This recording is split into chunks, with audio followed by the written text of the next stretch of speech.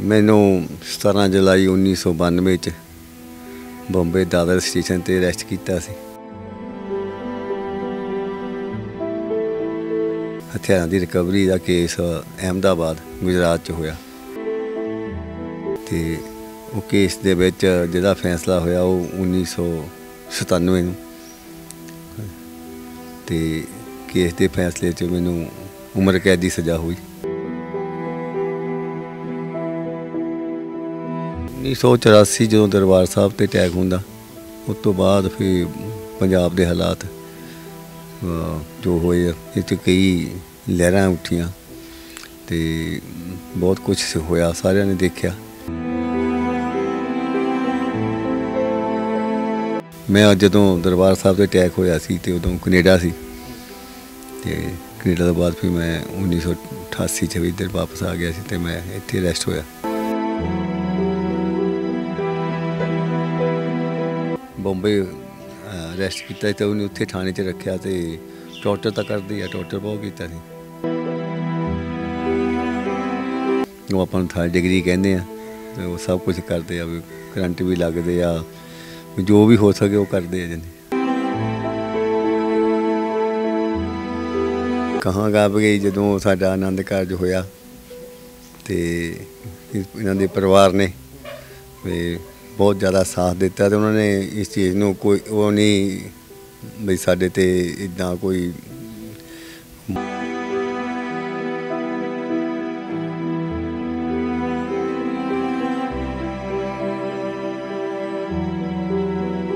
मैनू proud feel होया कि मैं इन्हां दी कुड़ी हाँ।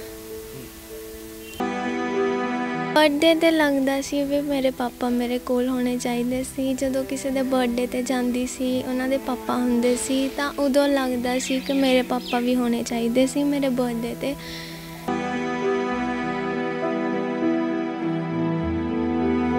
क्योंकि जेल का जो पीरियड आ ना वो बहुत बहुत सैपरेट जिहा आ, उत्थे तुहाडा सब कुछ स्टॉप हो जाता। थोड़ी सोचण शक्ति तो लैके थोड़ा काम काज एक लिमिट उत्थे तक ही रहिंदा, जिहड़ा 24 घंटे उत्थे इदां ब्लॉक हो जाना।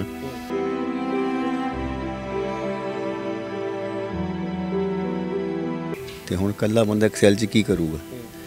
तो मेरे को गुटका साहब से मैंने देता सी CBI ने, फिर वहाँ मुलाकात मंगा ले सी। पहले मुलाकात भी नहीं देंदे सी, बहुत घट सी। तो बाकी मैं पाठ करी जाना, जिन्ना वध तो वध होया अपना पाठ किया। फिर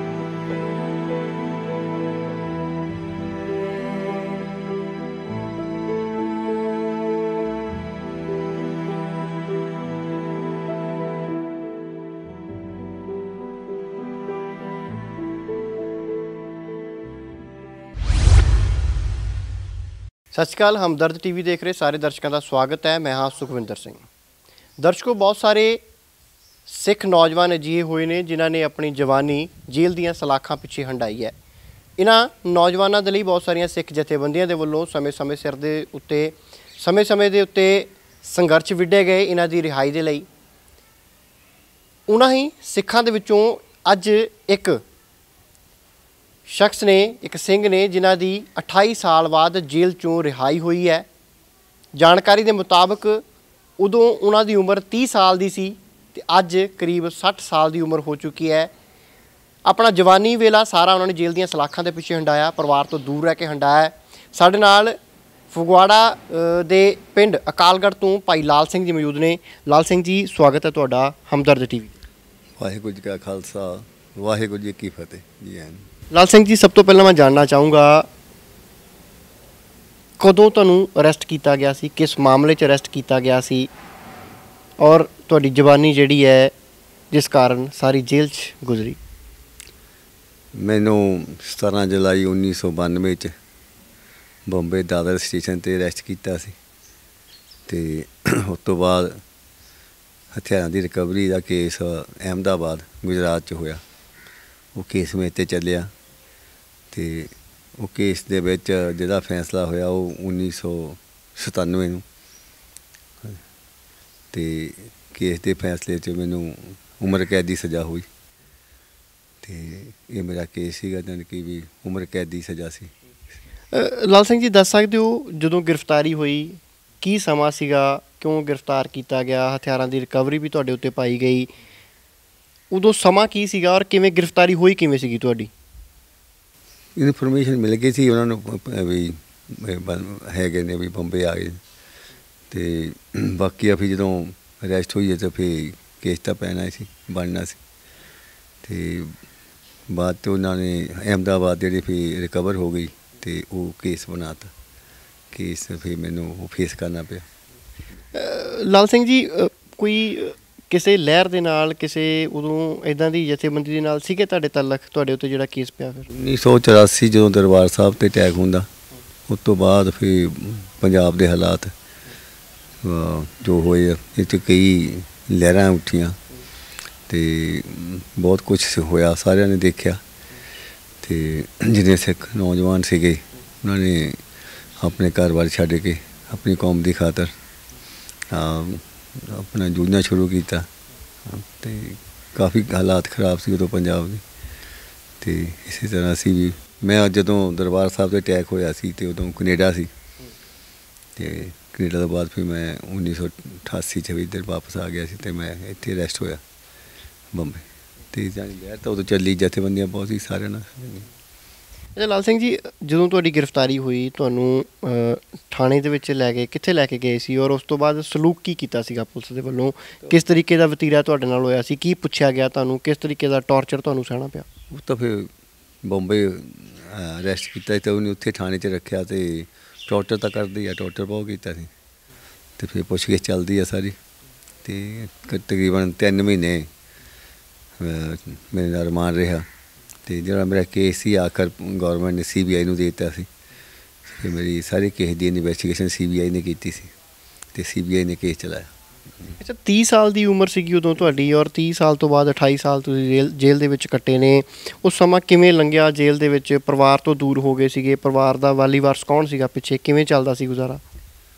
ਪਰਿਵਾਰ ਦੇ ਤਾਂ ਬਹੁਤ ਮੁਸ਼ਕਿਲਾਂ ਸੀਗੀਆਂ।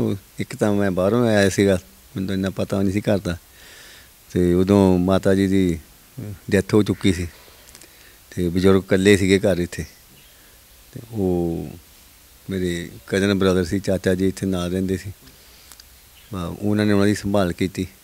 ਉਹ ਇੱਥੇ ਇਕੱਲੇ ਰਹੇ ਘਰ 'ਚ ਅਤੇ ਉਹਨਾਂ ਨੇ ਮੈਨੂੰ ਬਹੁਤ ਸਹਿਯੋਗ ਦਿੱਤਾ, ਮੇਰੇ ਭਰਾਵਾਂ ਨੇ, ਅਤੇ ਉਹ ਉਹਨਾਂ ਨੂੰ ਸੰਭਾਲਦੇ ਰਹੇ।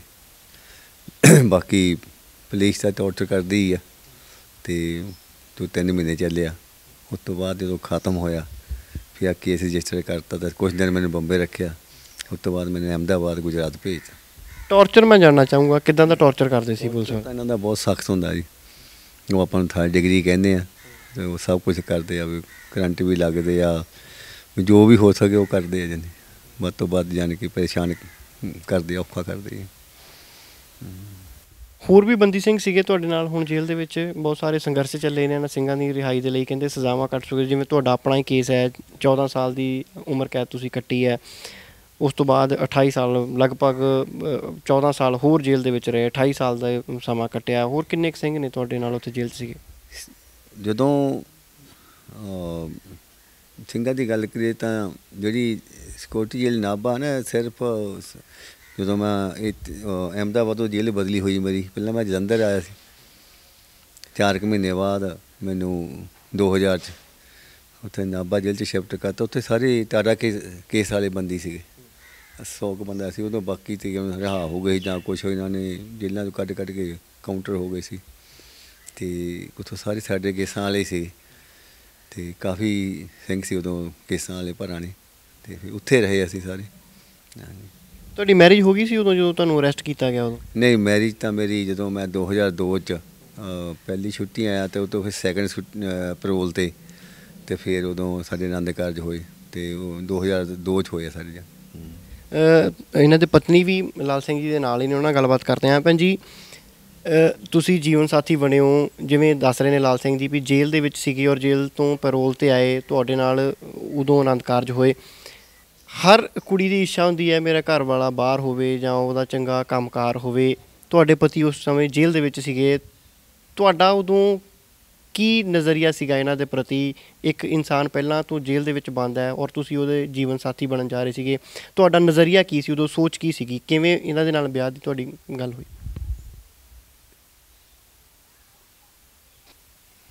ਬਿਲਕੁਲ ਪਰਿਵਾਰ ਥੋੜ੍ਹਾ ਭਾਵੁਕ ਹੈ, ਬਹੁਤ ਲੰਮਾ ਸਮਾਂ ਉਹਨਾਂ ਨੇ ਦੂਰ ਰਹਿ ਕੇ ਗੁਜ਼ਾਰਿਆ ਹੈ ਔਰ ਇੱਕ ਦੋ ਦਿਨ ਵੀ ਕਿਤੇ ਰਿਸ਼ਤੇਦਾਰ ਦੇ ਕੱਟਣੇ ਹੋਣ ਤਾਂ ਘਰ ਦੇ ਵਿੱਚ ਬੰਦ ਕਮਰੇ ਦੇ ਵਿੱਚ ਹੀ ਕੱਟਣੇ ਹੋਣ ਤਾਂ ਬੰਦੇ ਨੂੰ ਕਾਹਲੀਆਂ ਪੈਣ ਲੱਗ ਪੈਂਦੀਆਂ ਨੇ, ਮੁਸ਼ਕਲਾਂ ਆ ਜਾਂਦੀਆਂ ਨੇ। ਪਰ 28 ਸਾਲ ਦਾ ਸਮਾਂ ਜੇਲ੍ਹ ਦੇ ਵਿੱਚ ਗੁਜ਼ਾਰਿਆ, ਸੁਭਾਵਿਕ ਤੌਰ ਦੇ ਉੱਤੇ ਪਰਿਵਾਰ ਤੋਂ ਦੂਰ ਰਹੇ ਨੇ। ਪਰਿਵਾਰ ਦੇ ਵਿੱਚ ਅਜੇ ਉਹ ਚੀਜ਼ਾਂ ਜਿਹੜਾ ਗਮ ਸੀਗਾ ਉਹ ਸ਼ਾਇਦ ਅਜੇ ਤੱਕ ਦਿਮਾਗ ਦੇ ਵਿੱਚ ਹੀ ਹੈ। ਲਾਲ ਸਿੰਘ ਜੀ, ਤੁਹਾਡੇ ਤੋਂ ਜਾਣਨਾ ਚਾਹੂੰਗਾ। ਮੈਂ ਕਹਾਂਗਾ ਵੀ ਜਦੋਂ ਸਾਡਾ ਆਨੰਦ ਕਾਰਜ ਹੋਇਆ ਤੇ ਇਹਨਾਂ ਦੇ ਪਰਿਵਾਰ ਨੇ ਵੀ ਬਹੁਤ ਜ਼ਿਆਦਾ ਸਾਥ ਦਿੱਤਾ ਅਤੇ ਉਹਨਾਂ ਨੇ ਇਸ ਚੀਜ਼ ਨੂੰ ਕੋਈ ਉਹ ਨਹੀਂ ਵੀ ਸਾਡੇ 'ਤੇ ਇੱਦਾਂ ਕੋਈ ਮਾੜਾ ਸਮਾਂ ਹੈ ਵੀ ਅਸੀਂ ਨਹੀਂ ਕਰਨਾ ਕਿੱਦਾਂ, ਅਤੇ ਉਹਨਾਂ ਨੇ ਬਹੁਤ ਸਾਥ ਦਿੱਤਾ ਅਤੇ ਉਹਨਾਂ ਨੇ ਇਹਨਾਂ ਨੂੰ ਬਹੁਤ ਹੱਸ ਕੇ ਕਬੂਲ ਕੀਤਾ ਮੈਨੂੰ। ਅਤੇ ਇਹਦੀ ਜਿਹੜੀ ਗੱਲ ਹੈ ਵੀ ਇਹਨੇ ਮੇਰੀ ਸਾਥਣ ਦੀ ਵੀ ਇਹਨੇ ਬਹੁਤ ਸਾਥ ਇਹਨੇ ਸਾਰਾ ਆਪ ਹੀ ਆਪਣੇ ਸਿਰ 'ਤੇ ਲੈ ਕੇ ਘਰ ਨੂੰ ਬਣਾਇਆ। ਗਾਂ ਬੱਚੀ ਪੈਦਾ ਹੋਈ, ਉਹਦੀ ਪੜ੍ਹਾਈ ਪਰਵਰਿਸ਼ ਕਰਨੀ, ਬਾਕੀ ਸਾਰਾ ਜੋ ਵੀ ਇੱਕ ਗ੍ਰਸਤੀ ਜੀ ਲੋੜਾਂ ਹੁੰਦੀਆਂ ਘਰ ਦੀਆਂ।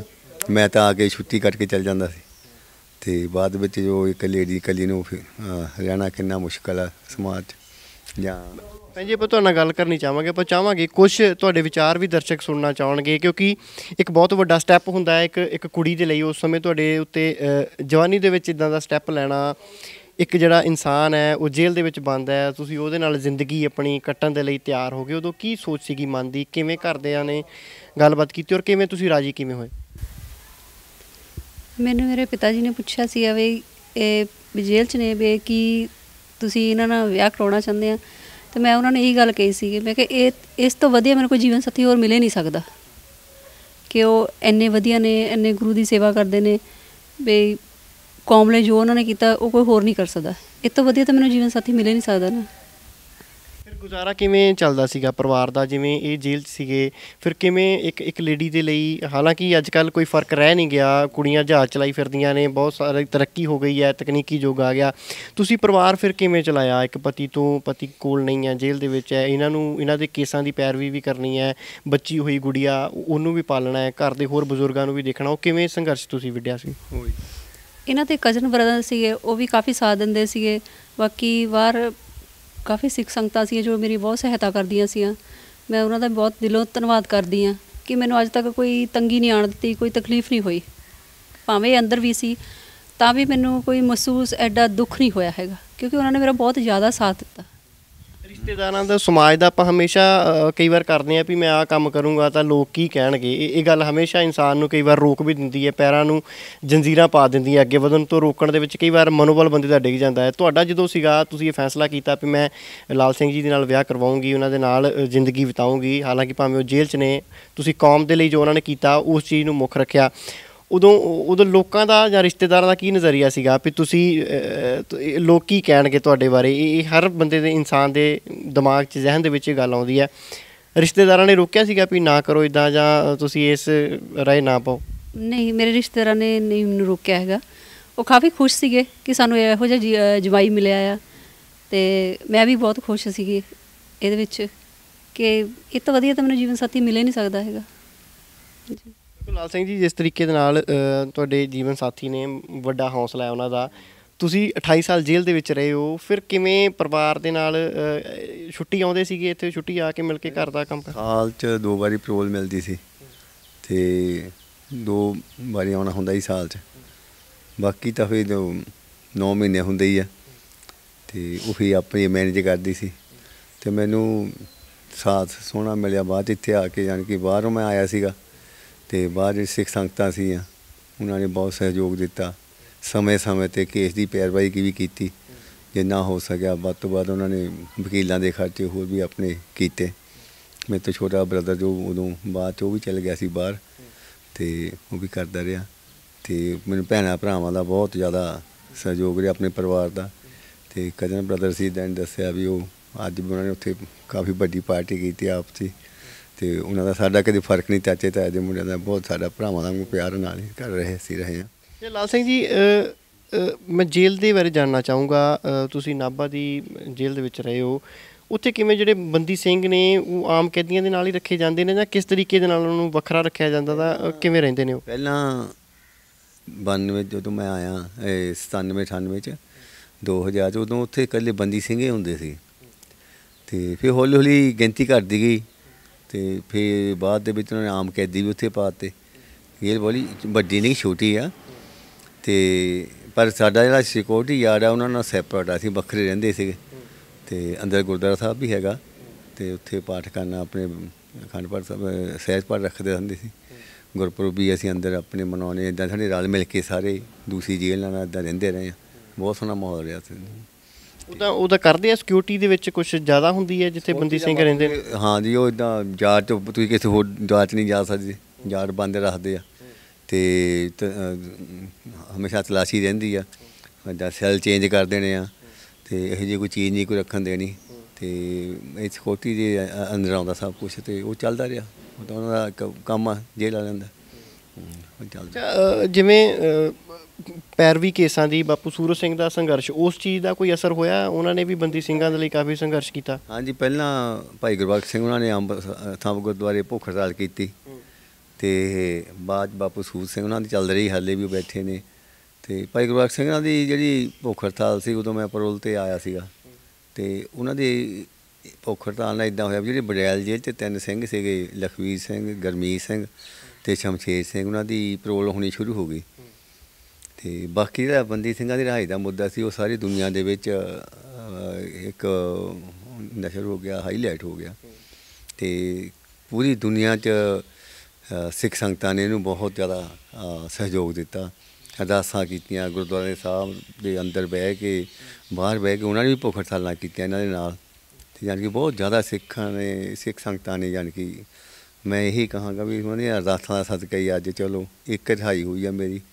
ਅਤੇ ਇਸੇ ਤਰ੍ਹਾਂ ਕਿ ਕਿਸੇ ਦਾ ਹੰਭਲਾ ਮਾਰਨਾ ਚਾਹੀਦਾ ਅਤੇ ਵੀ ਜਿੱਦਾਂ ਗੱਲ ਤੁਰੀ ਸੀ 550 ਸਾਲਾ ਗੁਰੂ ਨਾਨਕ ਦੇਵ ਜੀ ਦੇ ਗੁਰਪੁਰਬ 'ਤੇ ਬੰਦੀ ਸਿੰਘਾਂ ਦੀ ਰਿਹਾਈ ਦਾ ਐਲਾਨ ਸੈਂਟਰਲ ਗੌਰਮੈਂਟ ਭਾਜਪਾ ਨੇ ਕੀਤਾ ਸੀ ਅਤੇ ਉਹਦੇ 'ਚ ਨਾਂ ਦਿੱਤੇ ਸੀਗੇ। ਅਤੇ ਵੀ ਜਿਹੜੇ ਹਾਲੇ ਰਹਿੰਦੇ ਆ ਨਾ ਸਿੰਘ ਹੋਰ, ਜਿੱਦਾਂ ਉਹ 3 ਸਿੰਘ ਮੈਂ ਤੁਹਾਨੂੰ ਦੱਸਿਆ, 2 ਰਾਜਸਥਾਨ ਆ, ਹਰਨੇਕ ਸਿੰਘ ਭਾਪ ਅਤੇ ਦਇਆ ਸਿੰਘ ਲਾਹੌਰੀ ਆ, 2 ਸਿੰਘ ਅੰਮ੍ਰਿਤਸਰ ਨੇ, ਗੁਰਦੀਪ ਸਿੰਘ ਖੇੜਾ ਅਤੇ ਪ੍ਰੋਫੈਸਰ ਦਵਿੰਦਰਪਾਲ ਸਿੰਘ ਭੁੱਲਰ। ਵੀ ਉਹਨਾਂ ਦੀ ਵੀ ਰਿਹਾਈ ਦੀ ਜਿੰਨੀ ਵੀ ਜਲਦੀ ਹੋਵੇ ਸੰਭਵ ਹੋ, ਉਹ ਸਾਨੂੰ ਕੋਸ਼ਿਸ਼ ਇਹਨਾਂ ਨੂੰ ਕਰਨੀ ਚਾਹੀਦੀ ਹੈ, ਇੱਕ ਸੰਜੀਦਾ ਹੋਵੇ। ਅੱਛਾ ਭਾਈ ਲਾਲ ਸਿੰਘ ਜੀ, ਜਿਵੇਂ ਪ੍ਰੋਫੈਸਰ ਭੁੱਲਰ ਜੀ ਦਾ ਤੁਸੀਂ ਨਾਂ ਲਿਆ ਜਾਂ ਹੋਰ ਸਿੰਘਾਂ ਦੇ ਨਾਂ ਲਏ ਨੇ, ਇਹ ਕੁਝ ਇੱਕ ਸਿੰਘਾਂ ਦੇ ਮਾਮਲੇ ਬਹੁਤ ਜ਼ਿਆਦਾ ਹਾਈਲਾਈਟ ਹੁੰਦੇ ਨੇ, ਫਿਰ ਉੱਥੇ ਦੂਸਰੇ ਜਿਹੜੇ ਸਿੰਘ ਹੁੰਦੇ ਨੇ ਉਹਨਾਂ ਦੇ ਮਨ ਦੇ ਵਿੱਚ ਕਦੀ ਇੱਦਾਂ ਮਲਾਲ ਨਹੀਂ ਆਉਂਦਾ ਵੀ ਜੇ ਇਹਨਾਂ ਦੀ ਸਿਰਫ ਗੱਲ ਹੋ ਰਹੀ ਹੈ, ਅਸੀਂ ਵੀ ਸਜ਼ਾਵਾਂ ਕੱਟ ਰਹੇ ਹਾਂ? ਕਦੀ ਆਪਸ ਦੇ ਵਿੱਚ ਕਦੀ ਗੱਲਬਾਤ ਹੁੰਦੀ ਹੈ? ਫਿਰ ਹਰ ਇੱਕ ਦਾ ਕੇਸ ਤਾਂ ਹੁਣ ਆਪੋ ਵੱਖਰਾ ਵੱਖਰਾ ਆ, ਜਿਹੜੇ ਕੇਸ ਬਣੇ ਆ, ਜਿੱਦਾਂ ਹੁਣ ਪ੍ਰੋਫੈਸਰ ਸਾਹਿਬ ਦੀ ਪਹਿਲਾਂ ਨੂੰ ਡੈਥ ਪਲਾਂਟੀ ਸੀਗੀ, ਉਹ ਟੁੱਟੀ ਗਈ ਹੈ ਨਾ ਸੁਪਰੀਮ ਕੋਰਟ, ਫਿਰ ਉਹਨਾਂ ਨੂੰ ਲਾਈਫ 'ਚ ਹੋਏ ਉਮਰ ਕੈਦ ਹੋਈ ਅਤੇ ਉਮਰ ਕੈਦ 'ਚ ਉਹਨਾਂ ਦੀ ਜੇਲ੍ਹ ਸ਼ਿਫਟ ਹੋ ਗਈ ਇੱਥੇ ਅੰਮ੍ਰਿਤਸਰ ਅਤੇ ਉਹਨਾਂ ਦੀ ਪਰੋਲ ਉਹਨਾਂ ਨੂੰ ਮਿਲਣੀ ਸ਼ੁਰੂ ਹੋ ਗਈ। ਇੱਦਾਂ ਹੀ ਜਿਹੜਾ ਕੋਈ ਹੋਰ ਸਿੰਘ ਜੇ ਕਿਤੇ ਇੱਦਾਂ ਹੈਗਾ ਜਿਹਨਾਂ ਨੂੰ ਡੈਥ ਪਲਾਂਟੀ ਹੋਈ ਜੋ ਆ, ਪਹਿਲਾਂ ਡੈਥ ਪਲਾਂਟੀ ਤੋਂ ਬਾਅਦ ਉਮਰ ਕੈਦ 'ਚ ਕਨਵਰਟ ਹੋਵੇ, ਹੈ ਕਿ ਨਹੀਂ, ਫਿਰ ਜੇ ਪਰੋਲ ਦਾ ਕੋਈ ਸਿਸਟਮ ਬਣ ਸਕੇ, ਇਹ ਇੱਕ ਜ਼ਰੀਆ ਹੁੰਦਾ ਗੁੱਡ ਕੰਟੈਕਟ ਦਾ। ਅਤੇ ਉਸ ਤੋਂ ਬਾਅਦ ਫਿਰ ਪੇਪਰ ਜਾਂਦੇ ਆ ਰਿਹਾਈ ਦੇ, ਉਹ ਭੇਜੇ ਜਾਂਦੇ। ਮੇਰੇ 2006 'ਚ ਪਹਿਲਾਂ ਗਏ ਸੀਗੇ, ਇੱਕ ਦੇਖੋ ਕਿੰਨੇ ਸਾਲ ਲੱਗੇ ਆ। ਅਤੇ ਇੱਦਾਂ ਤਾਂ ਨਹੀਂ ਹੁੰਦਾ ਵੀ ਕਿਸ ਹੁੰਦਾ, ਬਾਕੀ ਮੇਰੇ ਮਨ ਨੂੰ ਜ਼ਰੂਰ ਹੈਗਾ ਵੀ ਜਿੱਦਾਂ ਮੈਂ ਅੱਜ ਬੈਠਾ ਆਪਣੇ ਪਰਿਵਾਰ 'ਚ ਅਤੇ ਸਾਰਿਆਂ ਤੋਂ ਉਦੋਂ ਨਾਂ ਆਏ ਸੀਗੇ ਅਤੇ ਵੀ ਘੱਟੋ ਘੱਟ ਜਿਹਨਾਂ ਦੇ ਉਦੋਂ ਨਾਂ ਦਿੱਤੇ ਗਏ ਸੀ ਅਤੇ ਉਹ ਛੇਤੀ ਰਿਲੀਜ਼ ਹੋਣੀ ਚਾਹੀਦੀ ਸੀ ਵੀ ਸਾਰੇ।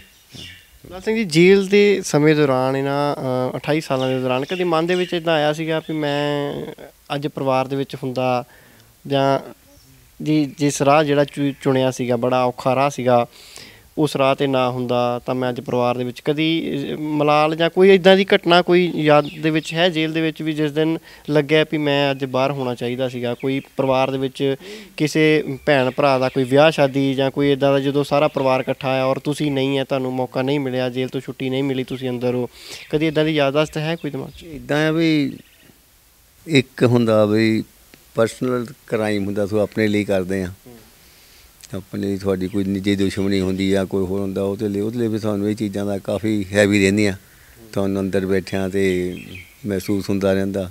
ਕਈ ਡਿਪਰੈਸ਼ਨ ਚੱਲ ਜਾਂਦੇ, ਕੁਛ ਕਰਦੇ ਆ, ਅਤੇ ਇੱਕ ਹੁੰਦਾ ਵੀ ਸੰਘਰਸ਼ ਚੱਲਦੇ ਆ, ਮੂਵਮੈਂਟਾਂ ਚੱਲਦੀਆਂ ਹੈ ਨਹੀਂ, ਅਤੇ ਉਹਦੇ ਵਿੱਚ ਬਹੁਤ ਕੁਛ ਹੁੰਦਾ। ਅਤੇ ਉਹ ਤਾਂ ਆਪਾਂ ਜਿਹੜਾ ਆਜ਼ਾਦੀ ਦੀ ਲਹਿਰ ਆਪਣੀ ਹੋਰ ਜਿੰਨੀਆਂ ਵੀ ਪਿਛਲਾ ਪਿਛੋਕੜ ਪੜ੍ਹਦੇ ਹਾਂ ਤੇ ਜੇ ਤੁਸੀਂ ਆਪਣੀ ਕੌਮ ਲਈ ਜਾਂ ਆਪਣੇ ਹੱਕਾਂ ਲਈ ਕੁਛ ਕਰਨਾ ਤਾਂ ਤੁਹਾਨੂੰ ਫਿਰ ਕੁਛ ਬਰਦਾਸ਼ਤ ਬਹੁਤ ਕੁਛ ਕਰਨਾ ਪੈਣਾ, ਸਹਿਣ ਕਰਨਾ ਪੈਣਾ। ਆਪਣਾ ਗਵਾ ਕੇ ਹੀ ਤੁਹਾਨੂੰ ਮਿਲਣਾ ਕੁਝ ਨਹੀਂ।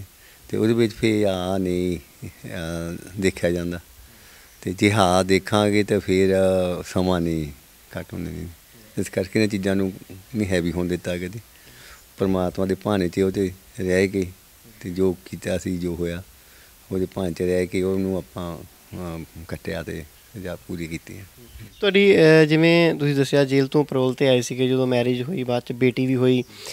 ਫਿਰ ਇੱਕ ਬਾਪ ਦੇ ਬੜੇ ਚਾਅ ਹੁੰਦੇ ਨੇ ਆਪਣੀ ਬੇਟੀ ਦੇ ਲਈ, ਮੈਂ ਆਪਣੀ ਬੇਟੀ ਨੂੰ ਹੱਥੀਂ ਪਾਲਾਂ, ਹੈ ਨਾ, ਉਹਦੀ ਪੜ੍ਹਾਈ ਲਿਖਾਈ ਦਾ ਦੇਖਾਂ, ਉਹਨੂੰ ਘੁਮਾਵਾਂ, ਜੋ ਉਹਦੀਆਂ ਰੀਝਾਂ ਨੇ ਪੂਰੀਆਂ ਕਰਾਂ। ਤੁਸੀਂ ਜੇਲ੍ਹ ਦੇ ਵਿੱਚ ਸੀਗੇ, ਕਦੇ ਇਹ ਚੀਜ਼ਾਂ ਦਿਮਾਗ 'ਚ ਆਉਂਦੀਆਂ ਸੀ ਉੱਥੇ?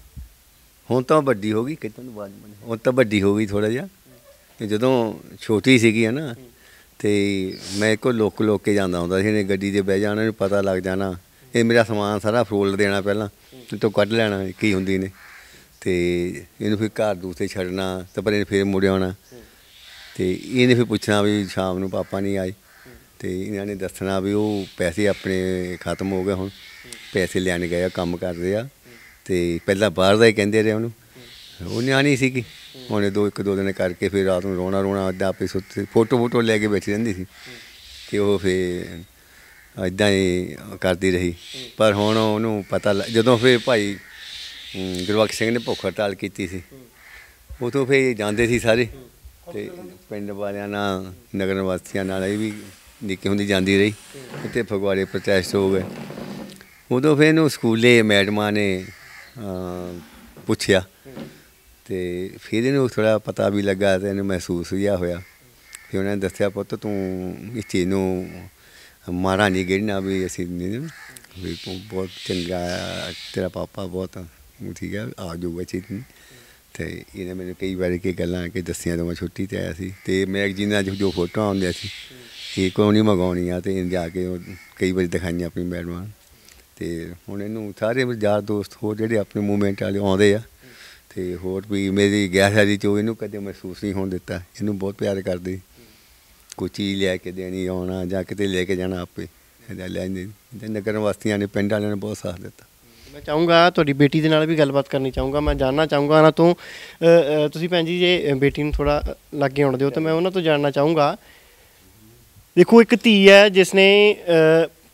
ਜਿਸ ਦਾ ਪਿਤਾ ਜੇਲ੍ਹ ਦੇ ਵਿੱਚ ਬੰਦ ਹੈ, ਉਸਦਾ ਜਨਮ ਹੁੰਦਾ ਹੈ, ਉਹ ਪਲਦੀ ਹੈ ਆਪਣੀ ਮਾਂ ਦੇ ਨਾਲ, ਔਰ ਉਹਦੇ ਮਨ ਦੇ ਵਿੱਚ ਇਹੀ ਹੈ ਵੀ ਮੇਰੇ ਪਿਤਾ ਜੀ ਡਿਊਟੀ ਗਏ ਨੇ, ਕਮਾਉਣ ਗਏ ਨੇ, ਪਰ ਪਿਤਾ ਜੀ ਸੰਘਰਸ਼ ਦੇ ਰਾਹ 'ਤੇ ਤੁਰੇ ਤਾਂ ਜੇਲ੍ਹ ਦੀਆਂ ਸਲਾਖਾਂ ਪਿੱਛੇ ਪਹੁੰਚ ਗਏ।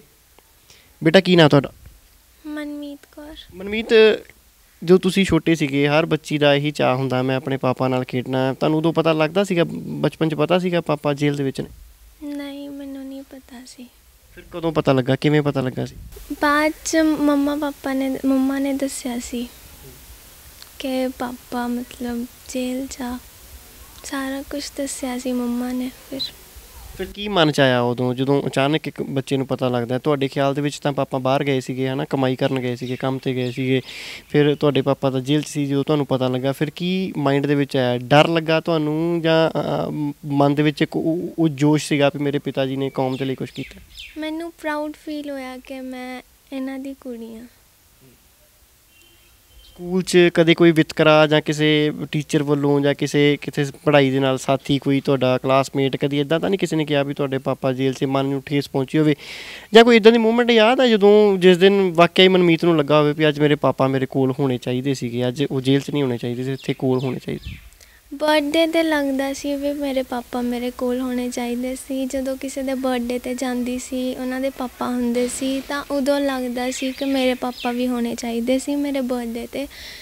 ਸਕੂਲ 'ਚ ਕਿਸੇ ਨੇ ਕੁਛ ਇੱਦਾਂ ਦਾ ਮੈਨੂੰ ਕਦੇ ਕਿਹਾ ਨਹੀਂ ਮੇਰੇ ਪਾਪਾ ਬਾਰੇ। ਸਾਰੇ ਕਹਿੰਦੇ ਸੀ ਵੀ ਹਾਂ ਤੂੰ ਮਤਲਬ ਇੱਦਾਂ, ਤੈਨੂੰ ਪ੍ਰਾਊਡ ਫੀਲ ਹੋਣਾ ਚਾਹੀਦਾ, ਸਾਰਾ ਕੁਛ। ਕਿਹੜੀ ਕਲਾਸ 'ਚ ਪੜ੍ਹਦੇ ਹੋ ਤੁਸੀਂ? ਮੈਂ 8th ਕਲਾਸ 'ਚ ਪੜ੍ਹਦੇ ਹੋ। ਫਿਰ ਪਾਪਾ ਨੂੰ ਜਦੋਂ ਜੇਲ੍ਹ ਸੀਗੇ, ਪਾਪਾ ਮਿਲਣ ਜਾਂਦੇ ਸੀ, ਉਦੋਂ ਮੁਲਾਕਾਤ ਕਰਨ ਜਾਂਦੇ ਸੀਗੇ? ਹਾਂਜੀ। ਫਿਰ ਕੀ ਕਹਿ ਕੇ ਆਉਂਦੇ ਸੀਗੇ ਪਾਪਾ ਨੂੰ? ਪਾਪਾ ਤੁਹਾਡੇ ਕਹਿੰਦੇ ਜਦੋਂ ਮੈਂ ਬਚਪਨ 'ਚ ਜਦੋਂ ਛੋਟੀ ਸੀਗੀ ਮਨਮੀਤ, ਉਦੋਂ ਮੈਂ ਘਰੇ ਜਦੋਂ ਪੈਰੋਲ 'ਤੇ ਛੁੱਟੀ ਆਉਂਦਾ ਸੀਗਾ ਤਾਂ ਮਨਮੀਤ ਮੈਨੂੰ ਜਾਣ ਨਹੀਂ ਸੀ ਦਿੰਦੀ। ਫਿਰ ਉਦੋਂ ਜਿੱਦ ਦੀਆਂ ਗੱਲਾਂ ਕੁਝ ਯਾਦ ਨੇ ਮਾਈਂਡ ਦੇ ਵਿੱਚ, ਜਦੋਂ ਪਾਪਾ ਜਾ ਰਹੇ ਹੋਣ ਵਾਪਸ ਜੇਲ੍ਹ ਦੇ ਵਿੱਚ ਔਰ ਤੁਸੀਂ ਜਿੱਦ ਕਰ ਰਹੇ ਹੋ? ਹਾਂਜੀ, ਉਦੋਂ ਰੋਣਾ ਵੀ ਆਉਂਦਾ ਸੀ ਅਤੇ ਫਿਰ ਜਦੋਂ ਪਾਪਾ ਚਲ ਜਾਂਦੇ ਸੀ ਉਦੋਂ ਫਿਰ ਹੁੰਦਾ ਸੀ। ਬਿਲਕੁਲ, ਜਿਵੇਂ ਲਾਲ ਸਿੰਘ ਜੀ ਨੇ ਦਲੇਰੀ ਦੇ ਨਾਲ ਇਹ 28 ਸਾਲ ਸੰਘਰਸ਼ ਦੇ ਰਾਹ 'ਤੇ ਤੁਰਿਆਂ ਬਿਤਾਏ ਨੇ, ਉਸੇ ਤਰੀਕੇ ਦੇ ਨਾਲ ਪਰਿਵਾਰ ਵੀ ਜੋਸ਼ ਨਾਲ ਭਰਿਆ ਹੈ। ਇੱਕ ਛੋਟੀ ਜਿਹੀ ਬੱਚੀ ਹੈ, ਧੀ ਹੈ ਉਹਨਾਂ ਦੀ, ਕਹਿੰਦੀ ਮੈਨੂੰ ਆਪਣੇ ਪਾਪਾ 'ਤੇ ਮਾਣ ਹੈ ਕਿ ਉਹਨਾਂ ਨੇ ਕੌਮ ਦੇ ਲਈ ਸੰਘਰਸ਼ ਕੀਤਾ। ਬੇਸ਼ੱਕ 28 ਸਾਲ ਉਹਨਾਂ ਨੇ ਜੇਲ੍ਹ ਦੇ ਵਿੱਚ ਬਿਤਾਏ, ਪਰ ਮੈਂ ਨਾ ਕਦੀ ਮੇਰੇ ਮਾਤਾ ਜੀ ਨੇ ਮੇਰਾ ਹੌਸਲਾ ਡਿੱਗਣ ਦਿੱਤਾ ਅਤੇ ਨਾ ਹੀ ਮੇਰੇ ਪਿਤਾ ਜੀ ਨੇ। ਹਮੇਸ਼ਾ ਇਹੀ ਗੱਲ ਦਿਮਾਗ ਦੇ ਵਿੱਚ ਆਈ ਵੀ ਕੋਈ ਨਾ, ਇੱਕ ਦਿਨ ਮੇਰੇ ਪਾਪਾ ਘਰ ਜ਼ਰੂਰ ਆਉਣਗੇ ਔਰ ਮੇਰੀਆਂ ਰੀਝਾਂ ਨੇ ਜੋ ਵੀ ਉਹ ਪੂਰੀਆਂ ਵੀ ਕਰਨਗੇ। ਤੁਹਾਡੀ ਮੈਂ ਜਾਣਨਾ ਚਾਹੂੰਗਾ ਸ਼ੌਂਕ ਕੀ ਹੈ? ਮਨਮੀਤ ਬਣਨਾ ਕੀ ਚਾਹੁੰਦੀ ਹੈ? ਮੈਂ ਡਾਕਟਰ ਬਣਨਾ ਚਾਹੁੰਦੀ ਹਾਂ। ਅਤੇ ਅੱਗੇ ਹੁਣ ਨੋਨ ਮੈਡੀਕਲ ਮੈਡੀਕਲ ਰੱਖਣਾ? ਹਾਂਜੀ। ਅਤੇ ਮਾਰਕਸ ਕਿੰਨੇ ਕੁ ਆ ਜਾਂਦੇ ਨੇ? ਮਾਰਕਸ 80 90। ਅਤੇ ਫਿਰ ਹੁਣ ਪਾਪਾ ਜਦੋਂ ਦੇ ਹੁਣ ਘਰੇ ਆ ਗਏ ਨੇ, ਹੁਣ ਇੱਕ ਤਾਂ ਟੈਨਸ਼ਨ ਦੂਰ ਹੋ ਗਈ ਵੀ ਪਾਪਾ ਹੁਣ ਵਾਪਸ ਜੇਲ੍ਹ 'ਚ ਜਾਣਗੇ, ਇੱਦਾਂ ਦਾ ਤਾਂ ਕੋਈ ਮਨ ਦੇ ਵਿੱਚ ਡਰ ਖੌਫ ਨਹੀਂ ਰਹਿ ਗਿਆ। ਹੁਣ ਪਾਪਾ ਨਾਲ ਇੰਜੋਏ ਕਰ ਰਹੇ ਹੋ ਫੈਮਿਲੀ ਦੇ ਵਿੱਚ ਬੈਠ ਕੇ? ਹਾਂਜੀ। ਕਿਤੇ ਕਿਤੇ ਘੁੰਮਣ ਜਾ ਰਹੇ ਹੋ? ਫਿਲਹਾਲ ਤਾਂ ਕਰੋਨਾ ਵਾਇਰਸ ਦੇ ਕਰਕੇ ਸਾਰਾ ਕੁਝ ਲੋਕਡਾਊਨ ਹੋਇਆ ਪਿਆ ਹੈ ਨਾ, ਅਤੇ ਕਿੱਥੇ ਜਾਓਗੇ ਪਾਪਾ ਨਾਲ? ਦਰਬਾਰ ਸਾਹਿਬ ਵੀ ਜਾਵਾਂਗੇ ਪਹਿਲਾਂ ਤਾਂ। ਲਾਲ ਸਿੰਘ ਜੀ, ਸੁਭਾਵਿਕ ਤੌਰ ਦੇ ਉੱਤੇ ਇਹ ਬੰਦਾ ਪਰਿਵਾਰ ਦੇ ਵਿੱਚ ਆ ਜਾਂਦਾ ਤਾਂ ਬੜੀ ਖੁਸ਼ੀ। ਇੱਕ ਬਾਹਰਲੇ ਦੇਸ਼ੋਂ ਵੀ ਛੁੱਟੀ ਕੱਟ ਕੇ ਆਵੇ ਤਾਂ ਉਹਨੂੰ 2 ਮਹੀਨੇ ਦੇ ਵਿੱਚ ਉਹ ਸਾਰੀਆਂ ਰੀਝਾਂ ਪੂਰੀਆਂ ਕਰ ਜਾਂਦਾ ਜਿਹੜੀਆਂ ਉਹਨੇ 10 ਮਹੀਨੇ ਦੇ ਲਈ ਬਾਹਰ ਕੰਮ ਕੀਤਾ ਹੁੰਦਾ ਨਾ।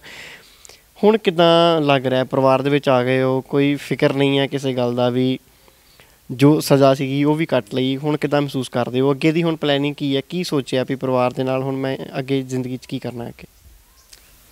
ਹਾਲੇ ਇੱਦਾਂ ਆ ਜੀ, ਬਹੁਤ ਲੰਮਾ ਸਮਾਂ ਉਸ ਜਿਸ ਮਾਹੌਲ 'ਚ ਤੁਸੀਂ ਰਹਿ ਕੇ ਆਏ ਆ, ਕਿਉਂਕਿ ਜੇਲ੍ਹ ਦਾ ਜਿਹੜਾ ਪੀਰੀਅਡ ਆ ਨਾ ਉਹ ਬਹੁਤ ਸੈਪਰੇਟ ਜਿਹਾ ਆ। ਉੱਥੇ ਤੁਹਾਡਾ ਸਭ ਕੁਛ ਸਟਾਪ ਹੋ ਜਾਂਦਾ, ਤੁਹਾਡੀ ਸੋਚਣ ਸ਼ਕਤੀ ਤੋਂ ਲੈ ਕੇ ਤੁਹਾਡਾ ਕੰਮ ਕਾਜ ਇੱਕ ਲਿਮਟ ਉੱਥੇ ਤੱਕ ਹੀ ਰਹਿੰਦਾ, ਜਿਹੜਾ 24 ਘੰਟੇ ਉੱਥੇ ਇੱਦਾਂ ਬਲੌਕ ਹੋ ਜਾਣਾ।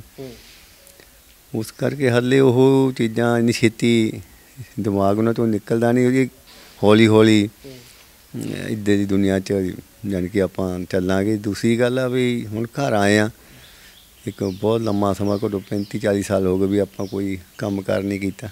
ਕੋਈ ਪਹਿਲਾਂ ਭੱਜੇ ਸੀ ਬਾਹਰ ਅਤੇ ਫਿਰ ਜੇਲ੍ਹ 'ਚ ਰਹਿ ਗਏ, ਅਤੇ ਹੁਣ ਦੇਖਾਂਗੇ ਹੌਲੀ ਹੌਲੀ ਕੋਈ ਰੁਜ਼ਗਾਰ ਵੀ ਕਰਨਾ ਹੈ ਅਤੇ ਆਪਣਾ ਕੋਈ ਕੰਮ ਕਰ ਕੋਈ ਦੇਖ ਕੇ, ਕੋਈ ਖੇਤੀਬਾੜੀ ਵੀ ਸਾਡੀ ਥੋੜ੍ਹੀ ਉਨੀ ਕੀ ਇੰਨੀ ਜ਼ਿਆਦਾ ਨਹੀਂ, ਅਤੇ ਕੋਈ ਕੰਮ ਕਰ ਦੇਖਾਂਗੇ ਕਰਕੇ ਫਿਰ ਨਾਲੇ ਟਾਈਮ ਪਾਸ ਹੁੰਦਾ, ਨਾਲੇ ਆਪਣੇ ਘਰ ਦਾ ਵੀ ਕੰਮ ਕਾਰ ਚਲਾਉਣਾ। ਜੇਲ੍ਹ ਦੀ ਹਰ ਇਨਸਾਨ ਦੇ ਮਨ 'ਚ ਸਵਾਲ ਆਉਂਦਾ ਹੈ, ਹਰੇਕ ਬੰਦਾ ਕਹਿੰਦਾ ਵੀ ਜੇਲ੍ਹ ਦੀ ਰੋਟੀ ਨਾ ਹੀ ਖਾਣੀ ਪਵੇ ਤਾਂ ਚੰਗੀ ਹੈ, ਬੰਦਾ ਬਾਹਰੋਂ ਬਾਹਰ ਹੀ ਚੰਗਾ। ਕੋਈ ਇੱਦਾਂ ਦਾ ਕਰਮ ਜ਼ਿੰਦਗੀ ਦੇ ਵਿੱਚ ਨਾ ਲਿਖਿਆ ਹੋਵੇ ਜਿਹਦੇ ਕਰਕੇ ਸਾਨੂੰ ਜੇਲ੍ਹ ਜਾਣਾ ਪਵੇ।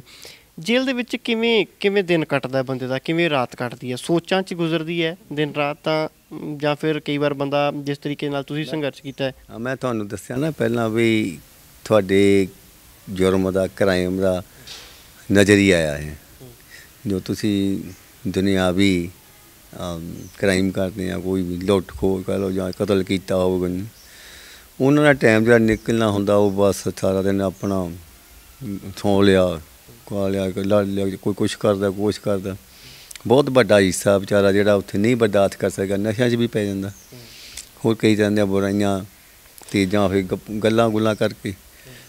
ਅਤੇ ਇੱਕ ਹੈਗਾ ਵੀ ਜਿਹੜਾ ਇਹ ਸੰਘਰਸ਼ ਦੀਨ ਬੰਦੇ ਸਿੰਘ ਸੀਗੇ ਜਾ ਕੇ, ਹੁਣ ਜਦੋਂ ਆਪਾਂ ਭਾਈ ਰਣਜੀਤ ਸਿੰਘ ਦੀਆਂ ਜੇਲ੍ਹ ਚਿੱਠੀਆਂ ਪੜ੍ਹਦੇ ਹਾਂ, ਅੰਗਰੇਜ਼ਾਂ ਦੀ ਜੋ ਗੁਲਾਮੀ ਲਾਹੀ ਆ ਜਾਂ ਉਦੋਂ ਉਹਨੇ ਸੰਘਰਸ਼ ਕੀਤੇ ਆ, ਅਤੇ ਉਹਨਾਂ ਨੂੰ ਕਿੰਨੀਆਂ ਤਕਲੀਫਾਂ ਆਈਆਂ ਜੇਲ੍ਹਾਂ ਦੇ ਵਿੱਚ।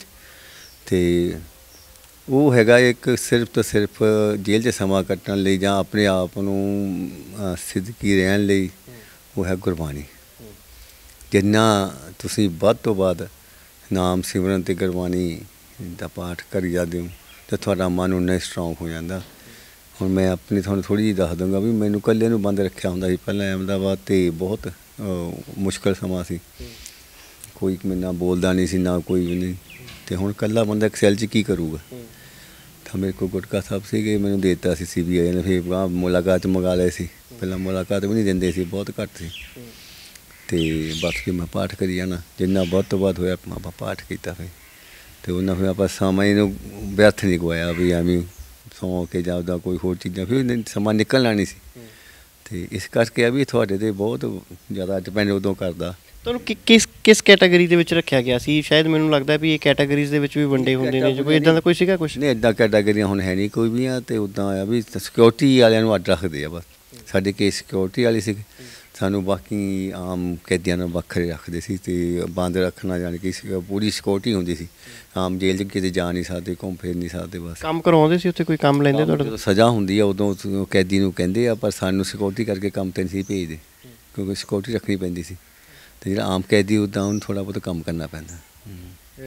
ਭਾਈ ਲਾਲ ਸਿੰਘ ਜੀ, ਗੱਲਬਾਤ ਕਰਨ ਲਈ ਬਹੁਤ ਬਹੁਤ ਧੰਨਵਾਦ। ਸੋ ਇਹ ਸਨ ਲਾਲ ਸਿੰਘ ਜੀ, ਜਿਨ੍ਹਾਂ ਨੇ ਲੰਮਾ ਸਮਾਂ ਜੇਲ੍ਹ ਦੇ ਵਿੱਚ ਬਿਤਾਇਆ ਔਰ 28 ਸਾਲ ਦੀ ਜੇਲ੍ਹ ਕੱਟਣ ਤੋਂ ਬਾਅਦ ਹੁਣ ਪਰਿਵਾਰ ਦੇ ਵਿੱਚ ਆਏ ਨੇ।